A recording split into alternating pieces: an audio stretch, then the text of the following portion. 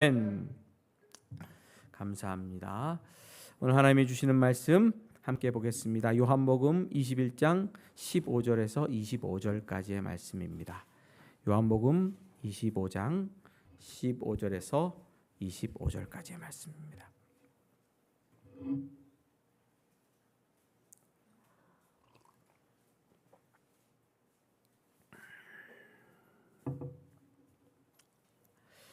오늘이 요한복음 설교 마지막이 될 것 같습니다. 이제 제가 99번째 요한복음 설교를 진행하고 있는데요. 오늘 하면 요한복음 설교를 일단 일단락 짓고요. 다른 본문으로 말씀을 계속해서 나눌 수 있을 것 같습니다. 자, 오늘 주시는 말씀 함께 보시겠습니다. 요한복음 15절부터 25절까지 제가 21장 15절입니다. 4장으로 나왔네요. 21장입니다. 오타가 많습니다. 제가 봉독해 드립니다. 그들이 조반 먹은 후에 예수께서 시몬 베드로에게 이르시되 요한의 아들 시몬아 내가 이 사람들보다 나를 더 사랑하느냐 하시니 이르되 주님 그러하나이다. 내가 주님을 사랑하시는 줄 주님께서 아시나이다. 이르시되 내 어린 양을 먹이라 하시고 또 두 번째 이르시되 요한의 아들 시몬아 내가 나를 사랑하느냐 하시니 이르되 주님 그러하나이다. 내가 주님을 사랑하는 줄 주님께서 아시나이다. 이르시되 내 양을 치라 하시고 세 번째 이르시되 요한의 아들 시몬아 내가 나를 사랑하느냐 하시니 주께서 세 번째 내가 나를 사랑하느냐 하심으로 베드로가 근심하여 이르되 주님 모든 것을 아시오매 내가 주님을 사랑하는 줄을 주께서 아시나이다. 예수께서 이르시되 내 양을 먹이라. 내가 진실로 진실로 내게 이르노니 내가 젊어서는 스스로 띠뛰고 원하는 곳으로 다녔거니와 늙어서는 내 팔을 벌리리니 남이 내게 띠띠우고 원하지 아니하는 곳으로 데려가리라. 이 말씀을 하시면 베드로가 어떠한 죽음으로 하나님께 영광을 돌릴 것을 가리키심이로라. 이 말씀을 하시고 베드로에게 이르시되 나를 따르라 하시니 베드로가 돌이켜 예수께서 사랑하시는 그 제자가 따르는 것을 보니 그는 만찬석에서 예수의 품에 의지하여 주님을 파는 자가 누구오니까 묻던 자더라. 이에 베드로가 그를 보고 예수께 여짜오되 주님 이 사람은 어떻게 되겠사옵나이까.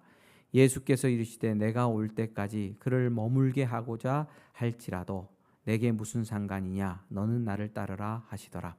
이 말씀이 형제들에게 나가서 그 제자가 죽지 아니하겠다 하였으나 예수의 말씀은 그가 죽지 않겠다 하신 것이 아니라 내가 올 때까지 그를 머물게 하고자 할지라도 내게 무슨 상관이냐 하신 것이로라.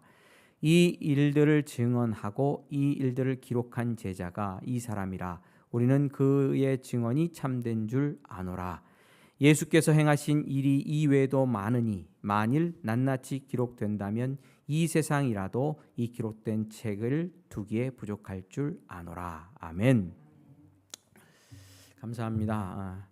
오늘 63 여전도의 권사님들 함께 참석해 주셔서 너무 감사드립니다. 어려운 시기에 동참해 주시니까 더 큰 은혜가 됩니다. 우리 환영의 박수 한번 할까요? 감사합니다. 예.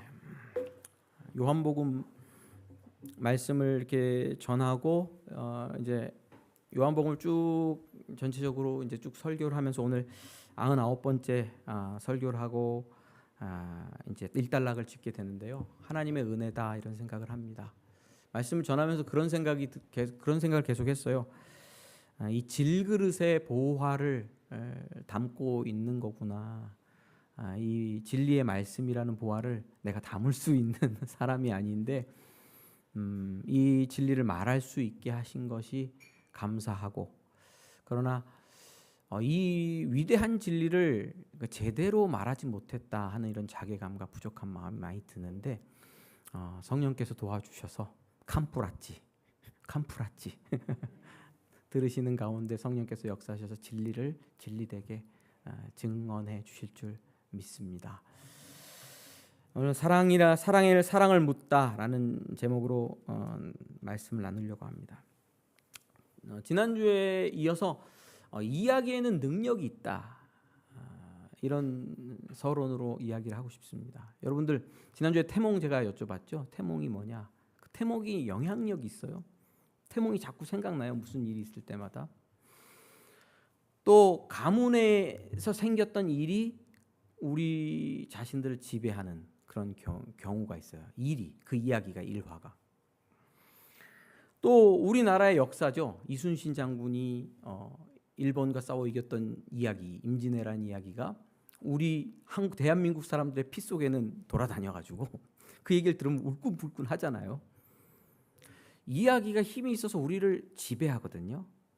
근데 이 베드로에게 예수님께서 사랑하느냐 묻는 이 이야기, 또 바로 21장 초반부부터 나왔던 예수님께서 조반을 차려주신 이야기는 저와 여러분들의 인생을 붙드는 이야기고, 또 이야기가 우리 그리스도인들의 피 속을 돌아다니면서 어렵고 힘들 때 우리를 다시 세우는 이야기고, 이 이야기가 우리에게 생명이 되는 이야기인 줄 믿으시기를 바랍니다. 특별히 저 같은 경우에는 베드로에게 나를 따라오너라 내가 너를 사람 낚는 어부가 되게 하겠다 하는 말씀을 초등학교 때 듣고 그 이야기를 제 이야기로 들었어요. 나를 따라오너라 내가 너를 사람 낚는 어부가 되게 하겠다. 사람을 몇 명 못 낚았지만 그 이야기가 제 이야기가 됐고, 그리고 베드로 사도가 예수님과 만나고 예수님과 교제하였던 그 모든 이야기들이 제 인생의 이야기가 돼서 저를 지금도 이끌고 있다 이렇게 믿고, 그런 의미에서 이 베드로에 대한 이야기를 여러분들에게 드릴 때는 특별한 제 마음의 감각이 이렇게 생동하는 것을 느낍니다. 오늘 이 베드로 이야기가 어떻게 우리를 다시 살리고 우리를 회복시킬지 성령 하나님을 의지하면서 함께 나눠보면 좋겠습니다. 충성서약이라고 있죠. 근데 충성서약을 잘못하면 이 서약이 우리를 옥죄입니다. 말은 뱉어놓고 충성을 못하면. 베드로는 예수님이 나를 따라오너라 내가 너를 사람 낚는 어부가 되게 하겠다 하는 말씀을 듣고 따라갔죠. 그리고 예수님께서 다른 제자들은 물려놓고 베드로와 요한이나 이런 몇몇 제자만 데리고 변화산상 같은 데는 올라가시거든요. 그러니까 특별한 사랑을 받았습니다. 그리고 예수님께서는 사람들이 나를 누구냐, 너희는 나를 누구냐라고 하는 질문을 하셨을 때 베드로가 주는 그리스도시요 살아계신 하나님의 아들이시니다. 놀라운 대답을 하는 사람이었죠. 그래서 예수님의 수제자다 이렇게 사람들은 부릅니다. 그리고 예수님이 잡히시던 날 밤에 예수님과 대화하면서 예수님께 이렇게 말합니다. 시몬 베드로가 이르되 주여 어디로 가시나이까? 예수께서 대답하시되 내가 가는 곳에 내가 지금은 따라올 수 없으나 후에는 따라오리라. 베드로가 이르되 주여 내가 지금은 어찌 따라갈 수가 없나이까? 주를 위하여 내 목숨을 버리겠나이다. 내가 목숨을 버리겠나이다 라고 충성서약, 충성맹세를 합니다. 그러나 충성서약은, 이 베드로의 충성서약은 3년간 예수님을 따라다니면서 헌신했던 그 어떤 자신감, 나는 할 수 있어 라는 자신감은 금방 무너지죠. 바로 돌아서서 예수님이 잡혀가시고 예수님께서 대제사장의 뜰에서 신문 받으시던 그날 밤에 바로 무너집니다. 문지키는 여종이 베드로에게 말하되 너도 이 사람의 제자 중 하나가 아니냐 하니 그가 말하되 나는 아니라. 예수님 첫 번째 부인합니다. 그렇죠? 나는 아니라. 그리고 날이 추운 거로 불을 쬐요. 염치도 없지. 불을 쬐다고요. 시몬 베드로가 가서 불을 쬐더니 사람들이 묻되 너도 그 제자 중 하나가 아니냐? 베드로가 부인하여 이르되 나는 아니라. 2번 부인하고요. 대제사장의 종 하나는 베드로에게 귀를 잘린 사람의 친척이라 이르되 내가 그 사람과 함께 동산에 있는 것을 내가 보지 아니하였느냐? 내가 봤다. 너 예수와 함께 동산에 있었지? 3번째 말하니까 27절에 이에 베드로가 또 부인하니 곧 닭이 울더라. 누가복음이나 마태복음이나 마가복음이나 공관고복음을 살펴보면 베드로의 부인은 더 적극적입니다. 맹세하고 저주하며 부인합니다. 예수를. 여러분, 베드로는 충성 맹세를 했지만 이내 무너져 버려요. 그리고 그 자기의 입에서 내뱉은 맹세가 법이 되어 자기를 얽어맵니다. 나는 누구야? 맹세와 서약을 지키지 못한 죄인이야. 그렇죠? 본인의 입으로 내뱉은 말을 이루지 못함으로 말미암아 어둠 가운데 떨어지는 거거든요. 뿐만 아니라 마태복음 10장에 예수님의 말씀에 이런 것이 있어요. 이런 말씀이 있습니다. 누구든지 사람 앞에서 나를 시인하면 나도 하늘에 계신 내 아버지 앞에서 그를 시인할 것이요. 누구든지 사람 앞에서 나를 부인하면 나도 하늘에 계신 내 아버지 앞에서 그를 부인하리라. 예수님의 말씀에 정면 부정하는 베드로였잖아요. 사람들 앞에서 나는 예수 모른다. 나는 아니다. 그러면 예수님께서 하나님 앞에서 베드로를 어떻게 해야 돼요? 천국문 앞에서. 나는 베드로 모릅니다. 이 사람 모르는 사람입니다. 지옥으로 보내십시오. 이렇게 되는 거거든요. 베드로는 예수님의 계명을 정면으로 어겼고 본인의 입술로 말한 충성 서약도 정면으로 깨트려 버렸습니다. 법대로 하면 부활하신 예수님 앞에 진노를 받아야 하고 심판을 받아야 되죠. 법 아래 팔려서 율법으로 팔려서 사망 가운데 처해야 하는 것이죠. 예수님께서 부활하셨어도 베드로는 사실 예수님을 뵐 면목이 없었습니다. 그러나 베드로의 이런 상황과 상관없이 우리 예수님은 영원한 사랑 안에 머물고 계신 분입니다. 믿으십니까? 어떤 사랑? 영원한 사랑. 그리고 지금 베드로를 그 사랑 안으로 끌어당기고 계십니다. 누가 그물을 내리시냐면 예수님께서 베드로를 향해 그물을 내리세요. 사랑의 그물을. 정처 없이 물고기를 잡던 그 밤에 아무 소득도 없고 밤새도록 노고와 수고만 있어도 텅 빈 손뿐인 베드로와 제자들의 인생 가운데 찾아오신 주님께서 쓸쓸한 새벽 조반을 차려주신 후에 베드로를 다시 부르시죠. 요한의 아들 시몬아, 내가 이 사람들보다 나를 더 사랑하느냐? 예수님은 베드로에게 물으십니다. 뭐를 묻는 거냐면 충성을 묻지 않고 사랑을 물으세요. 충성서약은 이미 실패했죠. 충성에 대한 맹세는 오히려 베드로를 돌이킬 수 없는 수렁으로 빠뜨렸고 베드로를 어둠 가운데 두었죠.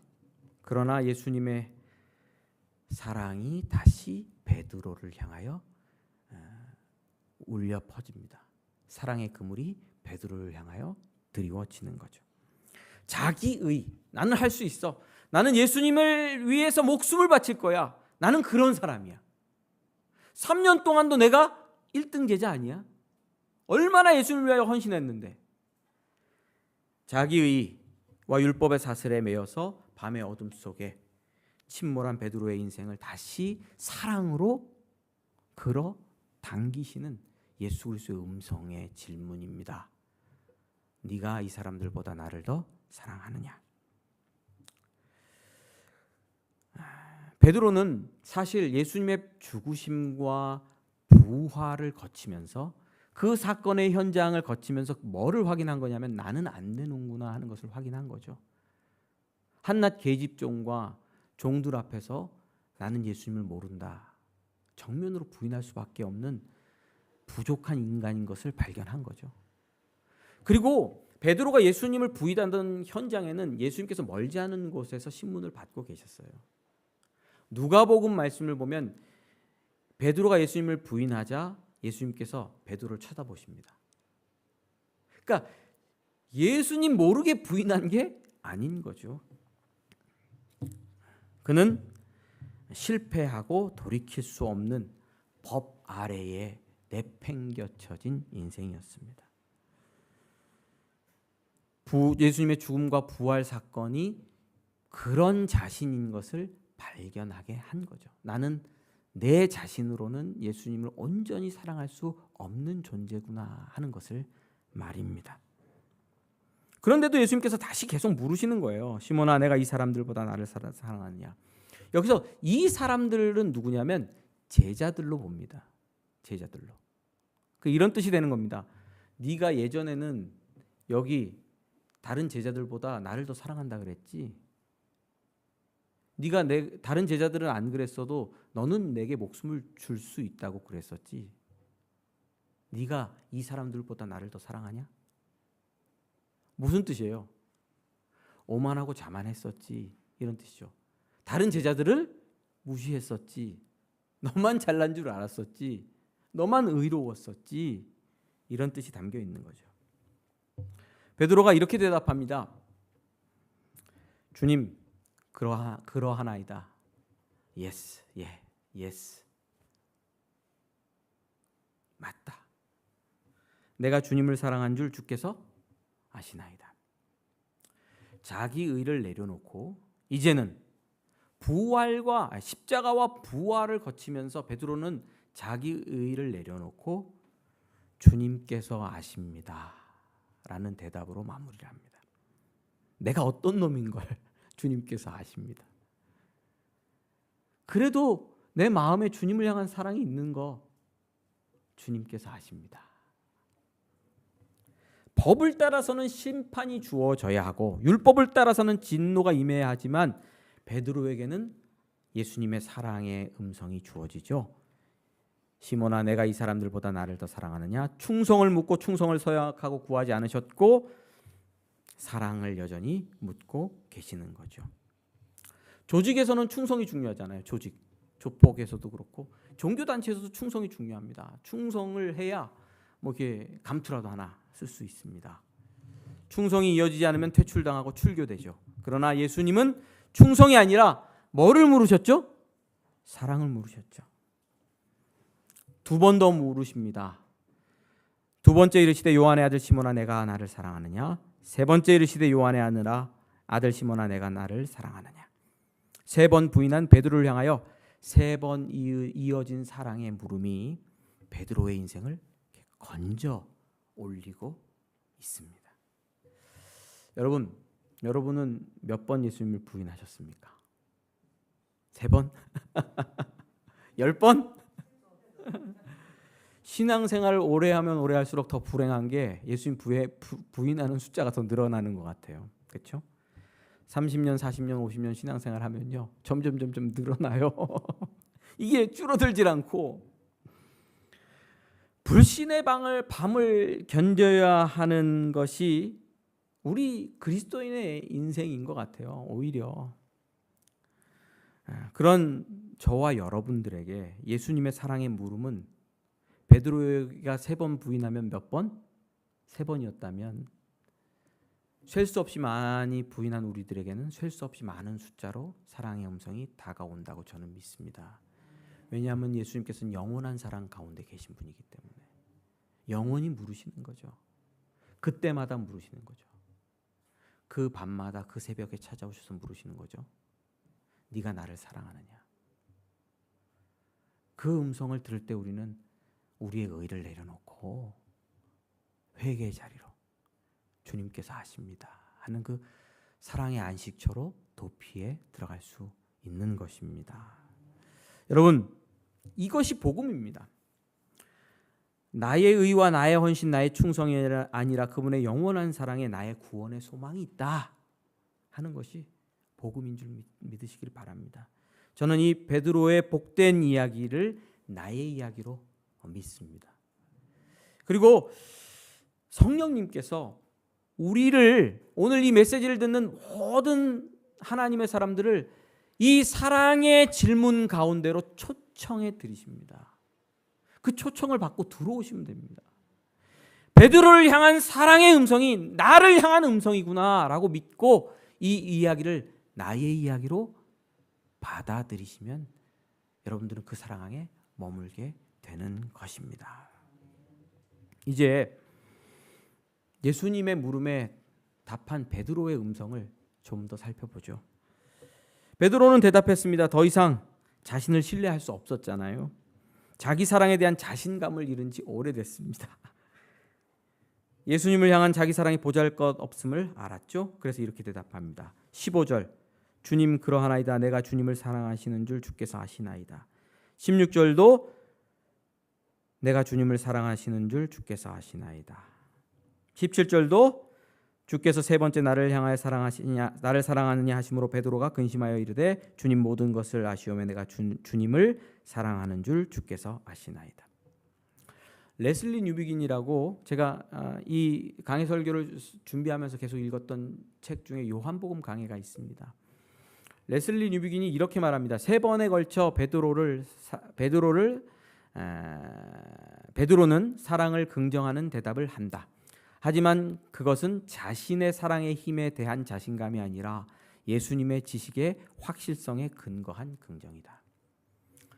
자기 자신감으로 예수님을 따랐다면 이제는 자기 자신감을 내려놓고 예수님 지식의 확실성을 의지해서, 좀 더 나가면 예수님의 사랑의 영원성을 의지해서 예수님을 따르려고 예수님을 향한 사랑을 아멘으로 하고 있다는 거죠.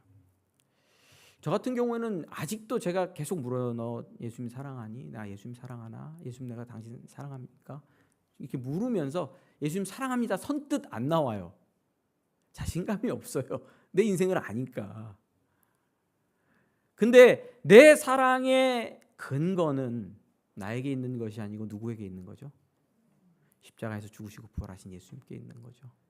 나를 아시는 그 확실성에, 나를 사랑하시는 그 영원성에 근거를 두고 내가 주님 사랑합니다 라고 고백할 수밖에 없는 거다, 이런 생각도 해봅니다. 베드로는 자기 의를 내려놓는다. 그렇죠? 그리고 십자가의 사건을 거치면서 자기 의가 내려놓아지죠. 헌신과 충성에 대한 자신감도 없어졌죠. 그러나 예수님 믿지 않는 거 아니잖아요. 우리가 실패했다고 예수님 믿지 않는 건 아니잖아요. 예수님 사랑하지 않는 것도 아니잖아요. 증명할 건 없어요. 사실 뭘로 증명하겠어요? 내가 한 행동을 앞만 봐도 증명이 안 돼요. 예수님 사랑한다는 것이. 그러나 그분께서 아시죠. 그분께서 오히려 우리에게 확신시켜 주시죠. 주께서 아시나이다. 15절 주께서 아시나이다. 주께서 아시나이다. 베드로의 사랑 고백의 근거가 예수님이시다 하는 것을 우리는 본문을 통해서 알 수 있습니다. 그런데 예수님의 사랑의 물음과 베드로의 답변은 여기서 끝나지 않고 예수님께서 자신의 사랑의 베드로를 꽁꽁 묶어 두시는 한 가지 더 단계가 있습니다. 그게 뭐냐면 베드로를 향한 신뢰입니다. 신뢰의 줄로 베드로를 그 사랑에 꽁꽁 묶으세요. 못 도망가게. 주님 그러하나이다. 내가 주님을 사랑하는 줄 주께서 아시나이다. 그러자 예수님께서 이르시되 내 양을 먹이라. 이르시되 내 양을 치라. 17절에 이르시되 내 양을 먹이라. 세 번 자기 양떼를 먹이라, 치라, 먹이라고 말씀하시면서 자기 양을 맡겨 주십니다. 예수님은 사랑하는 자에게 양떼를 맡기십니다. 자, 어떤 자에게? 사랑하는 자에게. 보통 목자는 자기 양떼를 누구에게 맡깁니까? 능력 있는 자에게 맡기죠. 실력 있는 자에게 맡기죠. 지혜 있는 자에게 맡기죠. 잘난 자에게 양떼를 맡기죠. 가능성 있는 자에게 맡기겠죠. 교회 일을 이렇게 해보면 집사님 이것 좀 부탁드립니다. 나는 능력이 있어서 못할 것 같아요. 권사님 이것 좀 부탁드립니다. 나는 능력이 없어서 못할 것 같아요. 아닙니다. 우리 주님께서는 사랑하는 자에게 일을 맡기십니다. 그래서 일을 맡기시면 아멘 하고 받아서 하시면 좋겠습니다. 세상과 다르죠. 세상은 될 놈만 뽑았습니다. 잘난 놈만 뽑아 쓰죠. 그러나 예수님께서 양떼를 얼마나 사랑하는 양떼예요. 자기 핏값을 주고 산 양떼를 누구에게 맡기신다고요? 사랑하는 자. 베드로 될 놈이었습니까? 배신자잖아요. 안 될 놈이죠. 안 될 놈이죠. 실력이 모자라죠. 그렇죠? 물고기 잡던 갈릴리 바다에서 물고기 잡던 천한 사람이 무슨 예수님의 제자로 양떼를 맡아서 가르치겠어요. 좋은 가말리알 문해에서 나온 사도 바울이라면 또 모르겠지만 가르침도 부족하고 삶도 뭐 그렇게 깔끔하고 아름답게 살지 않았을 텐데, 그러나 예수님은 베드로를 사랑하셨고 사랑하는 자에게 양떼를 맡기십니다. 3번 자신을 부인한 제자에게 거듭거듭 신뢰, 믿음을 선물로 주십니다. 베드로를 사랑으로 믿어주십니다. 믿어주는 거예요. 얼마나 위대한 사랑입니까? 그렇죠? 용서와 용납과 신뢰가 포함된 완전한 사랑을 예수님께서는 베드로에게 보여주고 계시는 거죠. 그 사랑으로 베드로를 꽁꽁 묶고 도망 못 가도록 붙들고 계시는 거죠. 이 사랑이 베드로를 붙들어 사명의 길 가게 하는 줄 믿으시기를 바랍니다. 여러분, 우리는, 저와 여러분들 잘 보십시오. 어린아이로부터 모든 어른들에 이르기까지 우리는 모두는 예수님의 영광스러운 사랑의 음성을 들은 사람들입니다. 사랑의 물음을 들었어요. 네가 나를 사랑하느냐? 그리고 그 사랑 안에 이미 우리는 제자들이죠. 그러면서 무엇을 받았냐면 사명이라는 것을 받았습니다. 전문 설교가, 목회자, 목사가 아니라도 우리는 사명을 받았습니다. 자, 목자는 누구죠? 목자는 예수님이세요. 모든 양은 누구 거죠? 예수님 거죠. 목자이신 예수님께서는 우리 모두에게 양을 치고 양을 먹이는 사명을 위임해 주셨습니다. 베드로는 그 양떼를 위임받은 것뿐이죠. 목사, 장로, 권사, 집사, 교회 안에 이런 직분이 있죠. 다 양떼를 먹이고 양떼를 치는 일에 헌신하도록 부르심을 받은 사명자들입니다. 센터장들, 교회학교 교사, 누군가의 부모로서 자녀들이라는 양떼를 우리는 양육하게 되죠. 누군가의 친구로서, 누군가의 형제, 누군가의 이웃으로서 양을 먹이고 양을 치는 사명을 받은 사람들입니다. 양무리인 교회를 작던 크던 섬기라고 부르심을 받은 영광스러운 사명을 우리는 받았습니다. 그런데 이 사명이라는 것은 고난과 고통이 아니에요. 힘들고 지치기만 하는 일이 아니에요. 왜요? 사명은 신뢰이기 때문입니다. 예수님께서 우리에게 주신 신뢰라는 선물이기 때문에 그렇습니다. 아무에게나 주시는 게 아니기 때문에 그렇죠. 누구에게 주신다고요? 사랑하는 자에게. 제가 설교 사역을 계속하고 그 사랑하는 교회를 계속 섬겨오고 또 금광교회와 그 전에 교회들을 섬겨오면서 계속 사역하는 자리에 있으면서 느끼는 게 그겁니다.